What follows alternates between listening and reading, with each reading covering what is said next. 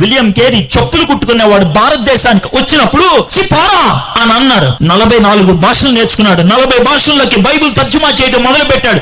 28 భాషల్లో కొత్త నిబంధన, 17 భాషల్లో పూర్తి బైబిల్ తర్జుమా చేసి నీ చేతుల్లో ఉన్న ఈ తెలుగు బైబిల్ పెట్టింది ఆయనే. ఎందుకు ఈ రోజు భారతదేశం తలెత్తుకొని తిరుగుతుందంటే కారణం విలియం కేరీ. రైలు బండి ఎక్కింది భారతదేశం విలియం కేరీ కారణంగా. పెన్ను పట్టుకొని రాయటం మొదలు పెట్టింది భారతదేశం విలియం కేరీ కారణంగా. భారతదేశం న్యూస్ పేపర్ చదవడం మొదలు పెట్టింది విలియం కేరీ కారణంగా. ఇంతమంది ఆడవాళ్ళు ఇక్కడ కూర్చొని బైబిల్ తీసి చదవగలుగుతున్నారంటే విలియం కేరీ ఆడవాళ్ళకి స్కూల్స్, కాలేజెస్ తెరవడం బట్టి సాధ్యమైంది.